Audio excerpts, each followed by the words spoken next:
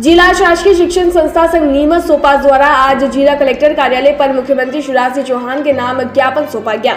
ज्ञापन में मांग की गई कि शासन द्वारा मध्य सत्र में 5वीं और 8वीं कक्षा को बोर्ड करने का जो निर्णय लिया गया है वह छात्रों, पालक और शिक्षकों के लिए असमंजस की स्थिति निर्मित करने वाला है। सरकार की नई शिक्षा नीति में शामिल इस निर्णय का विरोध करते हुए कहा गया है कि निजी विद्यालयों में प्राइवेट पब्लिकेशंस की पुस्तकें चलती है, जिसे बीच सत्र में बदलने से काफी समस्याएं उत्पन्न हो जाएगी।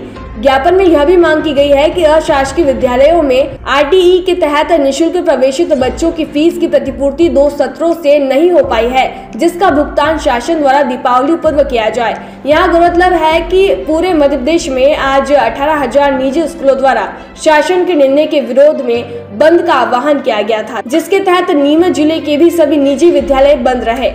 आज पूरे मध्य प्रदेश में सोपास के द्वारा, जो कि हमारे प्राइवेट स्कूल का एसोसिएशन है, उसके द्वारा पूरे मध्य प्रदेश में निजी विद्यालयों को बंद का आह्वान किया गया था। और आज पूरे मध्य प्रदेश में लगभग सभी प्राइवेट स्कूल्स बंद हैं, जो कि लगभग 18,000 के करीब हमारा संगठन से जुड़े हुए हैं। और इसी तारतम्य में नीमच जिले में भी हमने बंद का आह्वान किया था और नीमच जिले में भी आज लगभग सभी निजी विद्यालय बंद रहे। हमारी जो शासन से मांगे हैं उनमें मुख्य रूप से मध्य सत्र में 20 सत्र में लगभग 3.5 महीने की पढ़ाई हो जाने के पश्चात शासन का एक तुगलकी फरमान आता है कि 5वीं और 8वीं क्लास को बोर्ड किया जाता है।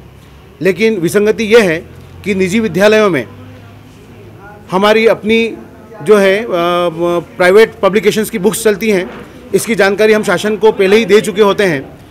अब 20 सत्र में जब ये आदेश आया तो हमारे लिए समस्या ये खड़ी हो गई कि 3.5 महीने की पढ़ाई लगभग हो चुकी है और 20 सत्र में पुस्तकें बदलना, सिलेबस बदलना और वापस 3-3.5 महीने में या 4 महीने में बच्चों को वापस बोर्ड परीक्षा के लिए तैयार करना एक मुश्किल कार्य है। तो हमारी मांग ये है कि 5वीं 8वीं बोर्ड का निर्णय जो है इसको पोस्टपोन किया जाए, आगे बढ़ाया जाए और अगले सत्र में शासन चाहे तो इसको लागू कर सकती है। हम पूरा सहयोग देंगे। नहीं सर, ऐसा नहीं है कि हमें कोई नुकसान होगा। प्राइवेट पब्लिकेशंस की जो बुक्स हैं एक तो प्रचुर मात्रा में उपलब्ध होती है और इसकी जानकारी भी विभाग पहले ले लेता है। तो अगर शासन ऐसा कोई आदेश देती तो उनको अप्रैल या मई के महीने में ये आदेश उनको देना चाहिए था। तो 20 सत्र में आप ही बताइए कि ये कैसे संभव होगा कि बच्चों को वापस 4 महीने में पूरा कोर्स उनको कंप्लीट करवा जाए और वही दक्षता बच्चों की लाई जाए।